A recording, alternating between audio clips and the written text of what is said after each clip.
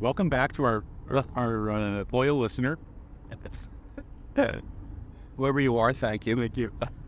So I saw this movie last night called Monopoly. It was on one of these websites that is basically, fight the power of world domination, global domination, the big reset, the new world order. And I have to admit, it was a very provocative piece.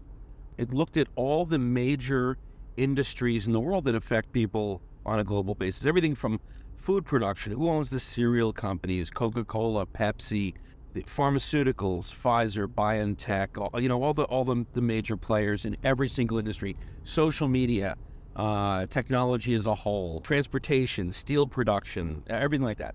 And it basically pointed to the fact that a lot of these companies, all had in common basically the top, let's say 5 to 10 shareholders were the same three huge investment firms. Vanguard was one of them, State Street another one, BlackRock. I'm sure Carlyle Group curiously didn't factor into that. That was interesting. But those three, and basically the thesis of the whole piece was that when you have the major investors, the major players invested not just in every single market, but in every single company that are seemingly in competition with others. Both Pepsi and Coca-Cola had the same major shareholders. Then they assert, actually went further than that. It said that the richest families in the world, whose wealth is in the trillions, are basically behind these. I know for a fact that Vanguard and State Street and these other funds also have hundreds of billions, if not more, in state and government pensions, private pensions, things like that. But they're basically saying that the invisible hand of the will of these families and of these major players through these corporations to influence the direction of markets, and they're specifically pointing to the Great Reset. That the phrase has been spoken by politicians, by world leaders going back 20 years or so.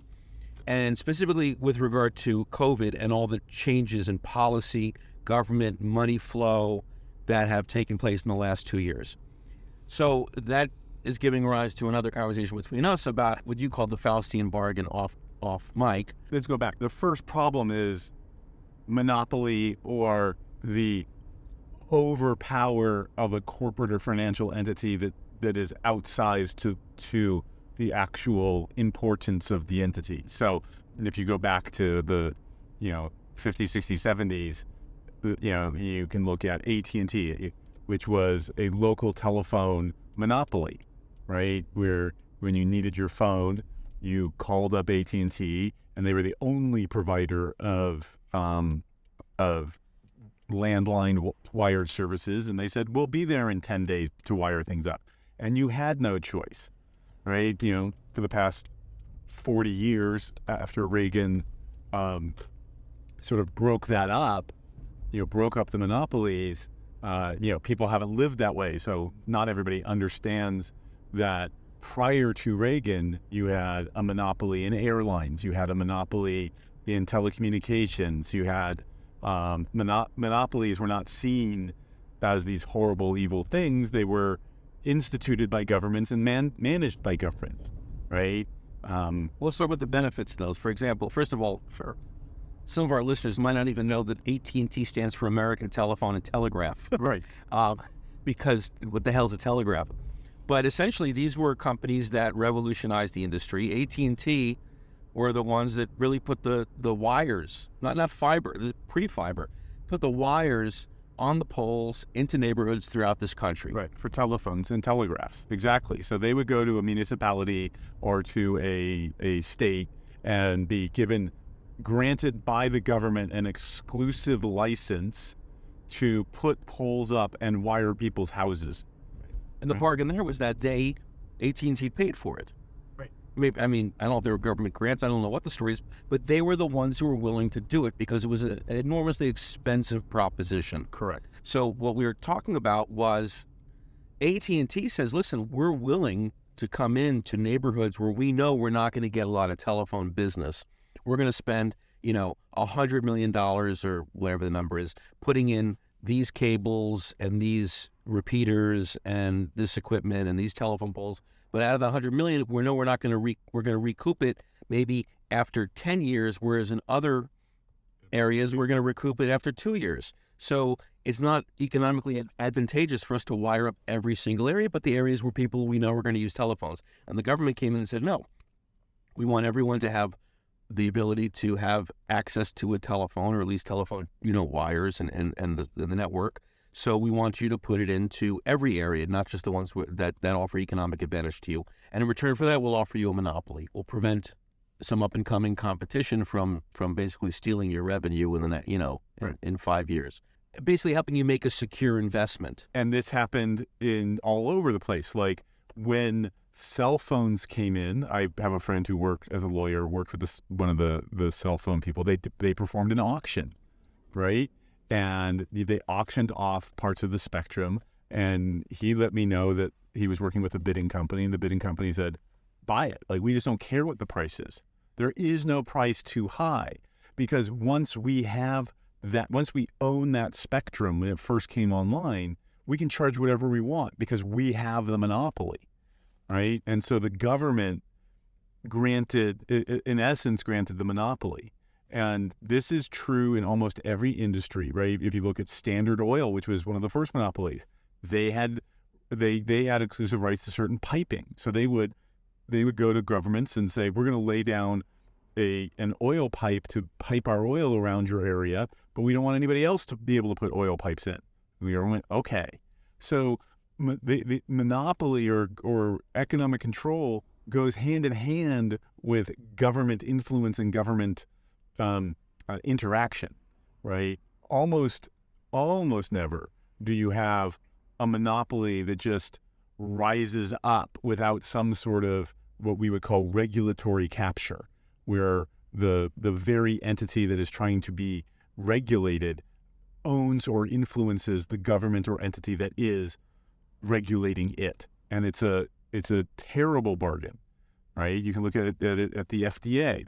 The FDA has a number of scandals where the very people that they were regulating either influenced or were so friendly or hired people from the FDA back and got their products through or kept other people's products through because it's a required regulation. Now, this is not to argue that regulation in and of itself is bad and should never be in place. Of course it should.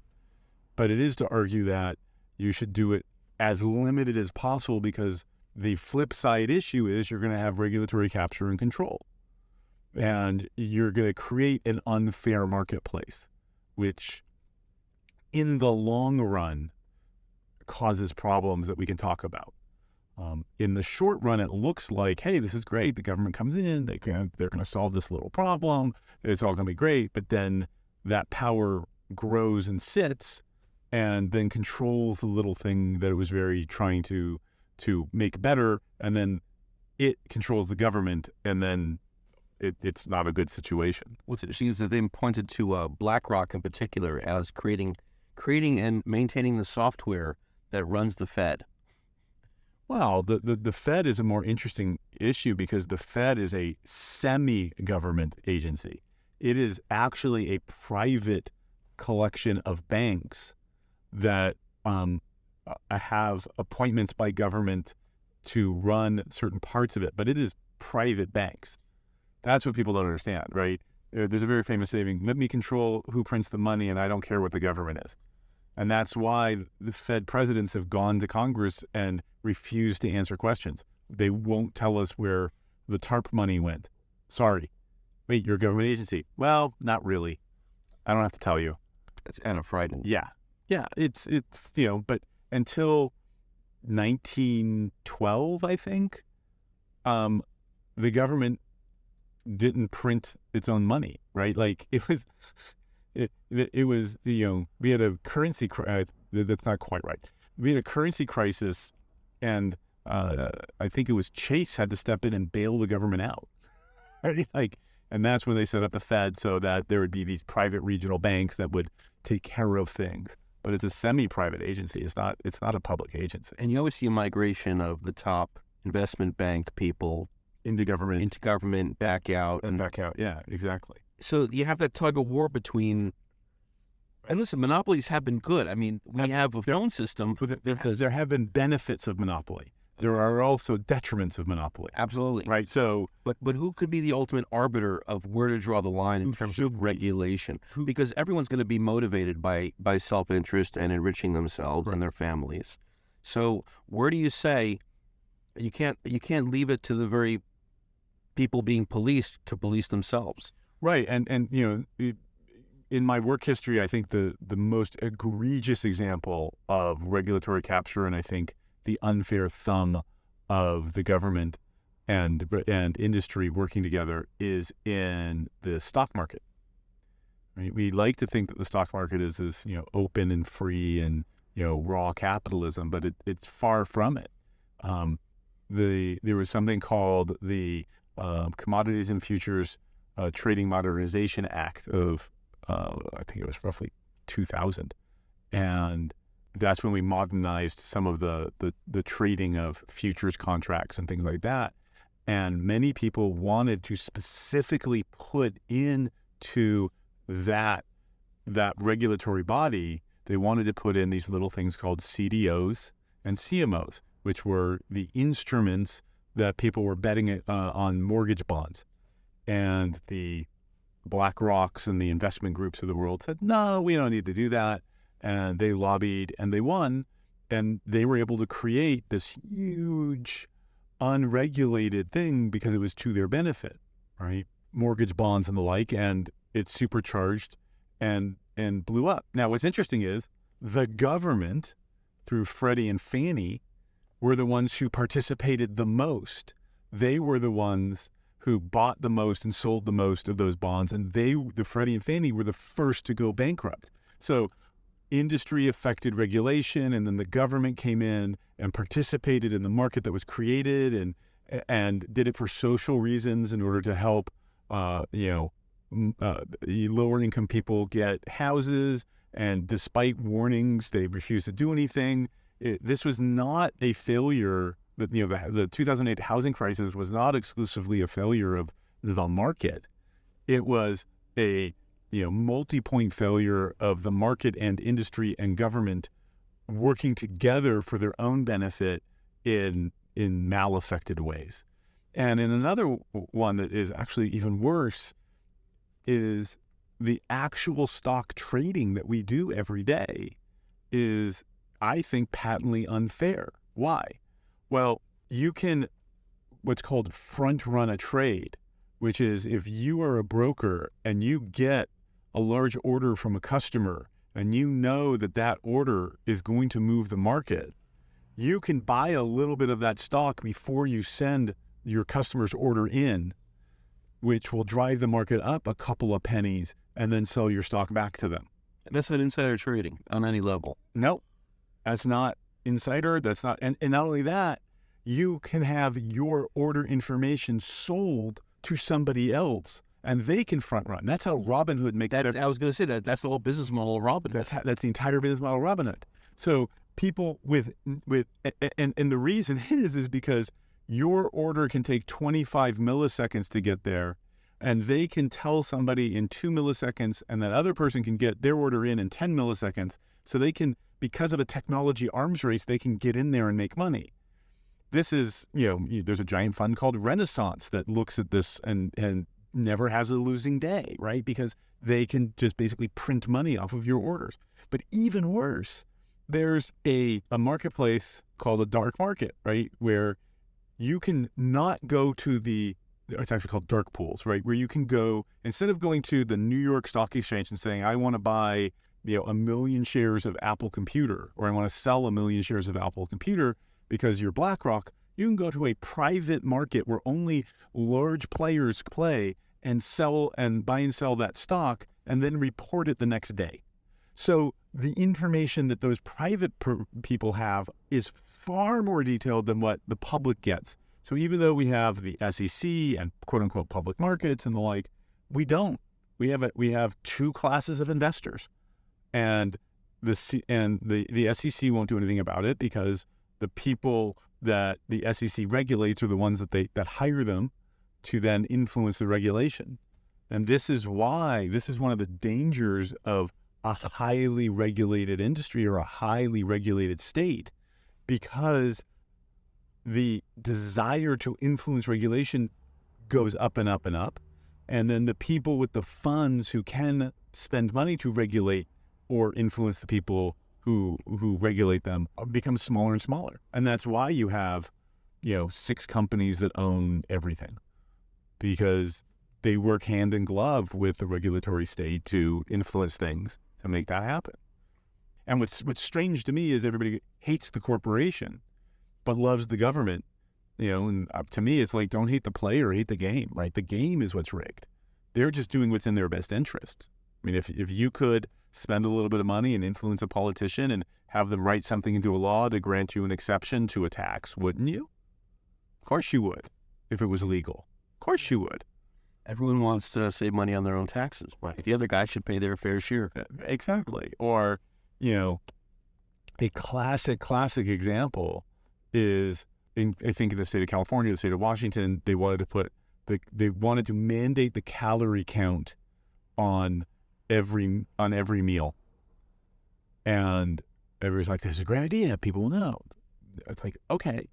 But if you're a small chain and you now have to reprint every menu in every restaurant, and that's, a $50,000 charge, that might affect your business significantly versus, this giant chain where it's only $70,000 because they can buy it at scale. So a lot of times this regulation is initiated by larger companies. They want it to be regulated, right? Interestingly, the FDA was created out of a desire by this small guy named Heinz, who wanted to regulate the production of ketchup, because by being regulated, he could influence the market, because he would be regulated and he would force everybody else to be regulated, and they wouldn't be able to do it. How do you regulate ketchup? Food and Drug Administration. So the Food and Drug Administration was created to regulate the production of food. Now, it's interesting. Food is probably one of the things that should be regulated in some level, right? But they do it much better than the drug side. The food side is, here are the rules. Here's the 1 page of rules for you. You have to do these things. And they do it. People mainly understand the regulations and they go. But you're right. It's a tricky balance between what is legitimate and proper role of government in the regulation of the economy, and what is over-regulation or influenced regulation or just influence in an industry that shouldn't occur.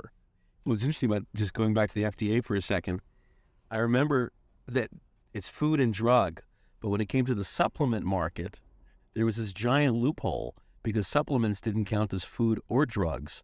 And so therefore it went unregulated. I don't even know if it's still regulated in terms of what people could claim and put into supplements. Right. And it was just this giant gaping hole in the regulations. Absolutely right. You're absolutely right. People made these enormous claims on supplements. So you take this, you'll have put on 10 pounds of muscle by tomorrow morning. And they really couldn't do anything about it because it was out of their jurisdiction. Because it wasn't a drug, and that's where Congress had to rewrite the law, and then Yeah, it's a big problem. But the question is, do you want the energy of the economy and the energy of companies and the energy of people pouring through hundreds of thousands of pages of regulation to figure out the best way for them to take advantage of loopholes in the regulation? Or do you want them to be making products and services and solving problems that people face every day? Right. But okay, this is another sort of catch-22 is that we want smaller government. Some of us do.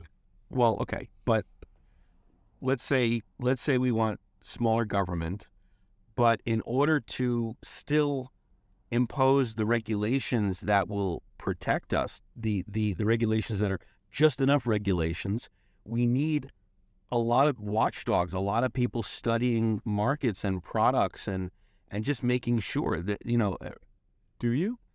Right. How else does anything come to anyone's attention?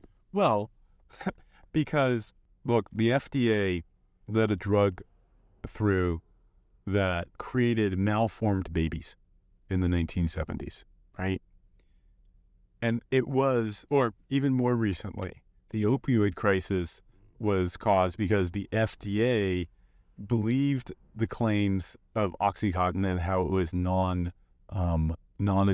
despite evidence that it wasn't. Dope sick, great series. Right, exactly. That's worth watching. Totally agree. The regulators were duped and then let themselves be duped and then went to work for the company, and billions of dollars exchanged hands. And doctors were told the FDA approved this claim. The FDA said it wasn't So the doctors did what what they were trained to do, which is follow FDA regulatory guidance. And, hundreds of thousands of people have died or been affected. I mean, it's been a terrible tragedy, all caused by the regulatory state, right? And the purveyors of this horror paid some fines, took a couple $2 billion home, and got themselves kicked out of the pharmaceutical industry. Do they care? Right? They played by, they influenced the rules to advantage themselves, I think did so illegally, and faced no criminal action. None. Because the money was more important to the government. The fine was more important. That fine didn't go back to people. And, in my view, better role of the government is to enforce contract law and allow people to sue, right? Why can't somebody sue them for false claims?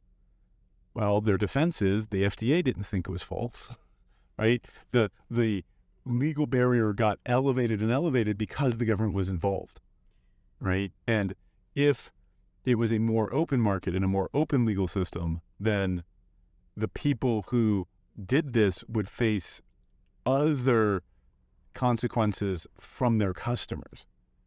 And right now they don't face them to the extent that I think they should. Let's broaden this out a little bit because we just had the State of the Union address. Okay. And in terms of government regulations and how it's affecting business, what he said was we have to raise the minimum wage, but we also need to produce more products in America. Correct. And my thinking is, wait a second, we produce certain products overseas because they are very inexpensive to produce. Correct. That's why we really produce overseas. Otherwise, we'd produce everything here. So if we are dealing with a minimum wage, which, one side of my brain is like, yeah, I mean, it's great if people make more money. But the other side is, if you're producing things in this country as opposed to overseas, and you're dealing with a minimum wage that you don't have overseas, then those products are going to be, you're going to pay the piper at some point along the way. You're either paying by having more production overseas, or you're paying by higher prices. You can't have both. You can't pay more for the development of the product and have the product be competitively priced with what's overseas. Am I wrong in this? No. This is a great discussion. So you're partially right and you're partially sort of incomplete. So if at least I'm not wrong. No, Okay. no, not about this. But here's the challenge. If the market that you're trying to focus on is the domestic market only, then you can set up trade barriers, you put up tariffs, you can do other things to block the importation of lower priced goods. However, if you're thinking about a total global market, then you're forced to compete against the lower priced cost of production and your host. There's no way around it, right? Now, take a step back. There's two issues here, right? The first is globalization, which overall was a net economic benefit to the world at large, right? The average income of people has gone up around the world. But for the United States, it's been a disaster for industrial jobs, right? Why would anybody pay $30 or $40 an hour when I can pay $3 a day to do the same job, right? So the average on a very large set of people has gone up significantly, but the average income or the average number of jobs for smaller subsets of people have gone down and sometimes precipitously, right? It's a self-inflicted wound. we still love paying, $40 for a CD player at Walmart. Yes, we do. And we can't do that if we're paying $40 an hour to an employee to put it together here. No, we can't. And that's just the fact. So people, everyone, people say such a trade imbalance, blah, blah, blah. But then they go shopping at Walmart and Kmart, and they enjoy these low prices. And these low prices are simply because the cost of production. But again, the government is subsidizing those low prices in ways that people don't think about. How? Well, until President Trump, there was a postage shipping exception so that you could have lower cost shipping from China to America than within America. And that was a government program. You're saying the government subsidized the shipping of products on those giant boats yes, that are now stuck out in the Pacific. Yes. But they subsidize. Yes. Wow. Okay. Yes, they did. Right. They also created a forced cost imbalance by having a minimum wage. Right. So you can't pay somebody in America anything close to a similar price in China. You just can't. Even if you wanted to, even if there's somebody who is willing to work for it, you can't. I mean, what people don't forget is the minimum wage was instituted as a completely racist instrument. Yeah. Right?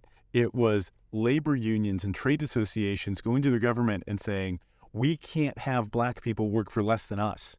Whoa. You have to have a minimum wage. That was the creation of the minimum wage laws. No way. Right? Now, how many people really know that? Historians do. Economic historians do. Right? So the minimum wage basically came as an extension of white supremacy. Wow. Wait a second. Bombshell. This didn't make it to the front of the New York Times or the New Yorker magazine. Of course not. Wait. Let's just dwell on this a second. The minimum wage, which is now about $15 and well, it's the federal minimum wage is $8 to $9. State wages are $8 to $12, $8 to $15 in some states. Right? And so, but like in California, for example, they're fighting for a minimum wage of $15 an hour, incrementing up to Okay, and people are celebrating that, especially on the left. Yeah. But the origin of the minimum wage, you're saying, was white people in trade unions and trade associations and unions saying we can't have non-union black people work for less than us. Holy crap. Yeah. Wow. And the super unfortunate problem is there's another layer here, which is then we provide public education to everybody, including, people of color and minorities, and we provide it at such low quality that they don't graduate with any skills, right? So we provide an education and they come out with very low skills. And it used to be before, back in the day, that something like a fifth or a quarter of all people worked at McDonald's at one time. Why? Because they learned skills to perform there. They learned to interact with people. They learned math. They learned things, and they provided value at the price that McDonald's was willing to pay. Look, wages are what are called a nonlinear function, right? The minimum wage is not what the government sets. The minimum wage is not $10 an hour. The minimum wage is zero. The minimum wage is not having the job. And if there's no increment from 0 to 10, then everybody that was willing to work for $0 to $10 and everybody that was willing to pay $0 to $10 for the value that they would get are unable to perform. They're unable to have a transaction. So you cannot hire a kid to work at your landscaping business for the summer at $6 an hour because he has no skills, but you're willing to train him and you get more than $6 an hour in benefit, right? So if you have a willing party that's willing to pay $6 an hour to do something that's perfectly legal, and you have a willing party that's willing to do it, the government has stepped in and said, we're not willing to let you do that, even though we have a quote-unquote free market. We're not willing to let you provide your labor at a price that we don't think is valuable, nor are we willing to give you the skills to make your labor valuable at the minimum wage that we are mandating. You're going to have a lot of people out of work. Well, not just out of work, but overqualified people working for a lower wage, and less qualified people not having the opportunities. Correct. It pushes labor and pricing. Even though they're willing to do it. So I'm willing to push them up at McDonald's, you're going to find the most qualified person to pay that $15 and $9 an hour minimum wage to. Because no business can pay money to somebody providing labor if that person does not provide more value than the labor that they're costing.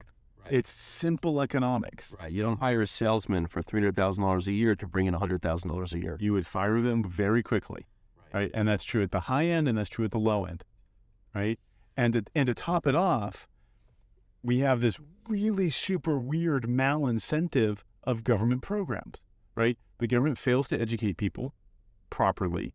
They can't provide labor at a reasonable value to the market, and the government mandates that labor costs a minimum amount of money, so there's a gap there. So then the government steps in and says, oh, well, since you can't find a job, we'll give you unemployment insurance, and if you don't make enough money, we'll give you free housing and free heating and free food coupons and the like. And it turns out with all of this regulatory morass that it's better to earn around $25,000 a year than it is to earn $40,000 a year, because you get more net benefit government programs at $25,000 a year in earnings than you do at $40,000 a year in earnings. In fact, $25,000 a year in earnings, your net benefits don't sync up until about $60,000 or $65,000 a year in earnings. It's better to have a $25,000 a year job than any job until you make $65,000 a year. Wow.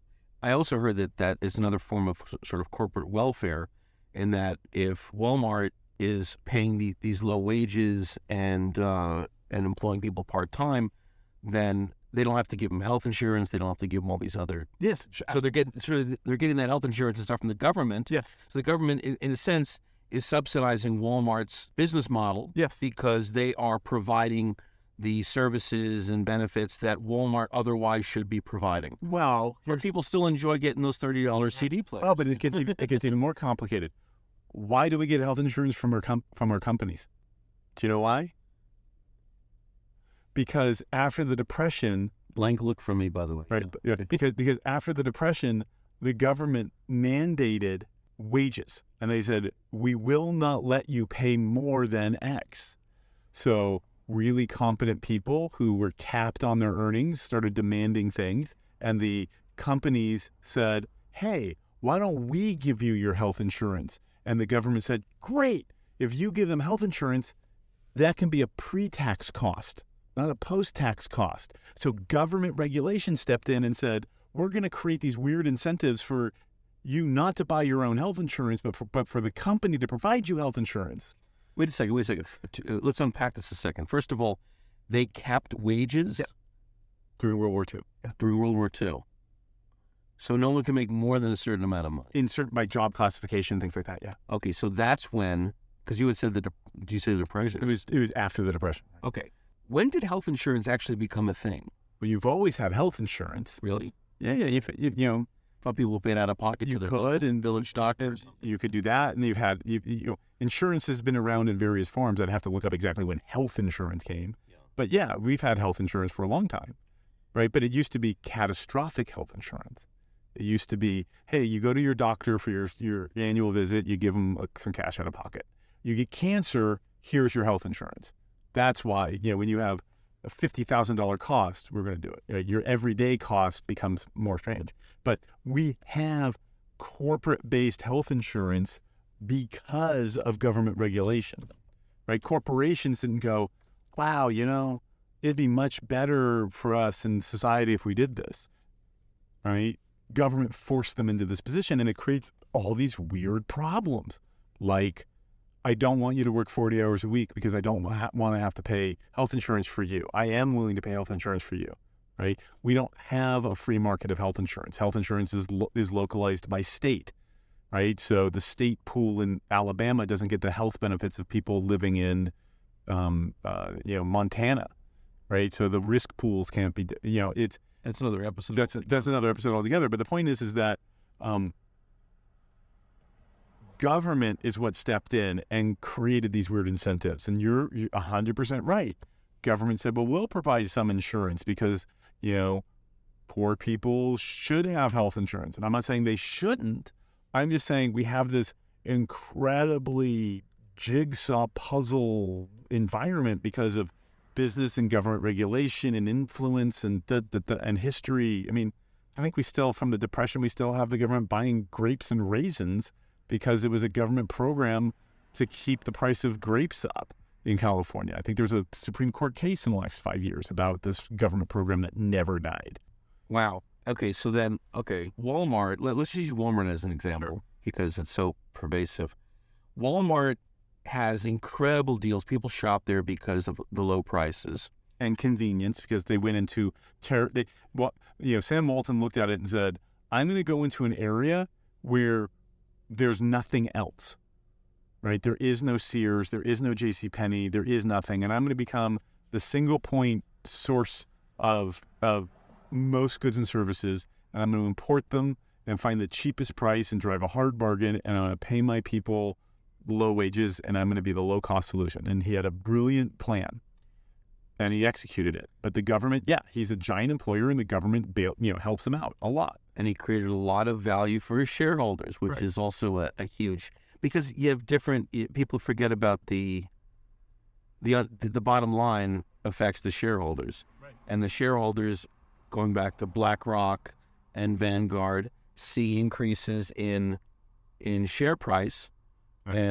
Or dividends, or return on investment, however they get it. So that's a good thing. So the question is, ultimately, what's the goal? The goal of a corporation is to create value for its shareholders, right? Provide a service, whatever it does, as a Google card just passed on. Well, I would say the goal of a corporation is to provide a return on investment for its investors, and there's various ways to do that. That's all I'm saying.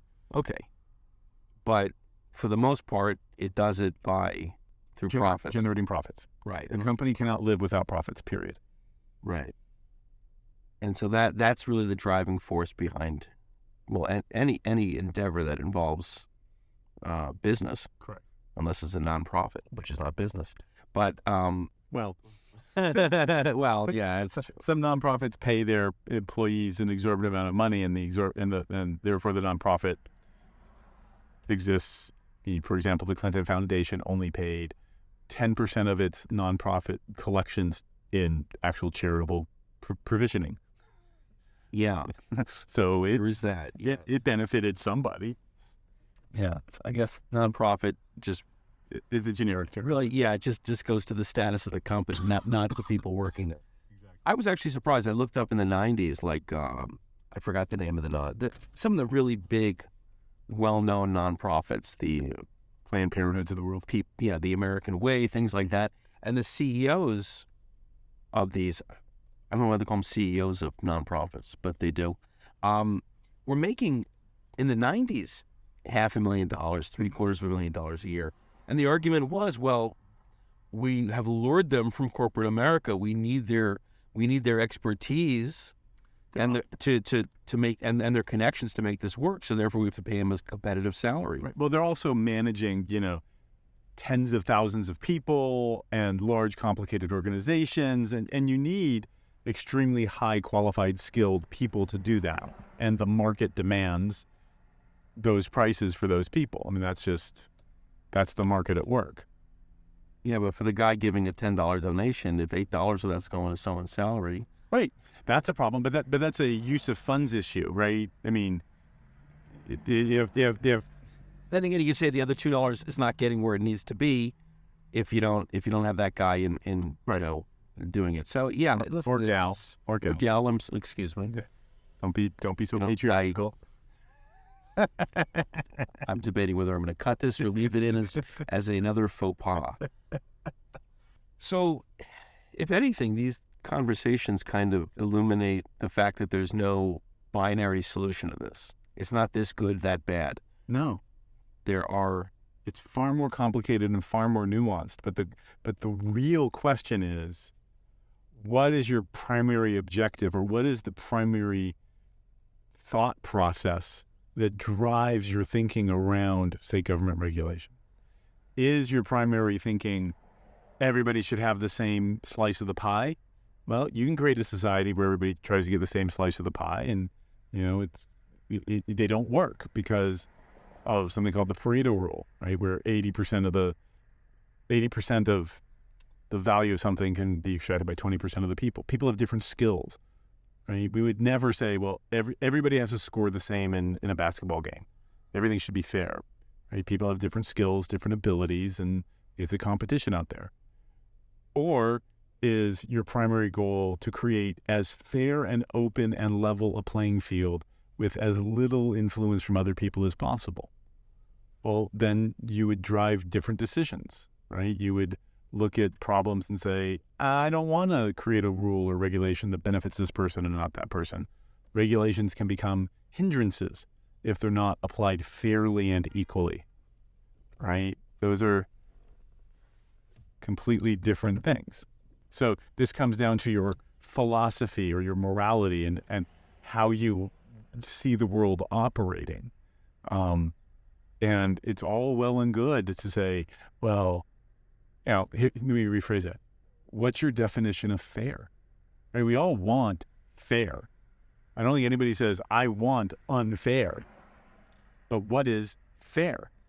Is fair that everybody is equally represented in all jobs and everybody has an equal representation in the money that they have and everybody is equally represented in home ownership and the like? Is that your goal of fair? Well, you can't create that fair if at the same time you want to give people choices and freedoms to do what they want. Because the very choice and freedoms that people express will create unequal results because people make different decisions. And you also find people in one area or time of life stand for something, and then later on, after they've accomplished or they've built, suddenly have a different perspective. Right. And therefore your decisions change. And that's life, right? But I think Jordan Peterson has it right on this one. You can't have freedom and freedom of choice and freedom of you can't have those freedoms and expect equivalent results. You just can't. It's a logical impossibility, and the more we try to pound that square peg into the round hole, the more caustic and friction and discordant we're going to be in society. Also, equality of opportunity versus equality of outcome. Yeah, that's the shorthand of it. I'm trying to give, but the reason behind it is if you give people as much choice as possible, they're going to choose different things than you expect. You're not going to have equality of outcome because people are not the same, right? Tall people make different decisions in sports than short people. Yeah, no one's paying the big bucks to watch a bunch of 5'6" guys play basketball. Nope. So we're not going to choose to go try to play basketball, right? And you're going to have, a disparate groups. I mean, what a culture or subculture values will differ, right? Does the African American culture value the same things in the same way that the Asian American culture or Indian American or Jewish American or, Hispanic American, do they have the same values? Do they expend the same amount of energy promoting the same ideals? They don't. In some cases that's good and in some cases that's bad, but that's for the individual to decide, not for a government to tell you that this is a good or a bad thing. Because at the end of the day, the government is just other people. And just as African Americans don't want people coming in and saying, what you're doing is wrong, and let me tell you what you're doing is right, and I'm here for the government, nobody wants that, or nobody should want that. And if you do, then that's a whole other conversation. Yeah, running joke. Hi, I'm here from the government. I'm here to help you. It's right. The 8 scariest words. Yeah. Exactly. This episode was supposed to be about something else, We just started the conversation. We'll talk about that other thing. which is how this whole thing came into being, this whole podcast came into being in the first place. Where did we start? We started with the fact Monopoly, with Monopoly, this documentary I saw. not the game. Right. And there's going to be like sequels to this. It is part 1, and I'll post the link to where this can be found. And I'm not saying I agree, I disagree, I agree with some of it, disagree with some of it, whatever. But we'll post things that I think are worth looking at, worth getting, forming your own opinion over. And comments are welcome. Yeah. This conversation can go on. There's thousands, if not more, other examples of regulation, monopolies, things that have worked out for the good, things that have worked out for the bad. Right. But it all falls under the basic rubric of what is the proper role of government in our lives and in our culture. And on one side of the political spectrum, you have, there is no problem, there is no regulation that is not worth government involvement.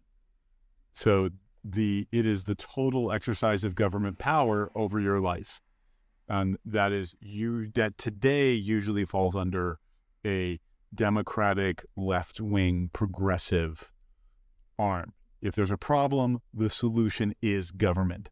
They don't see or discount or don't find the problems that government regulations can create that we talked about in this podcast.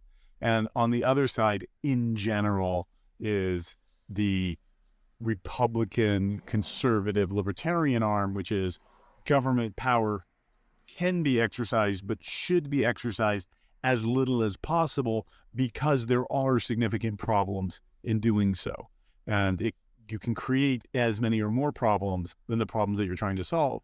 This doesn't mean that the Republican, conservative, libertarian doesn't see problems. Of course, there are problems in society. Of course, there are things that are that need improvement. But government is not the solution. People are the solution.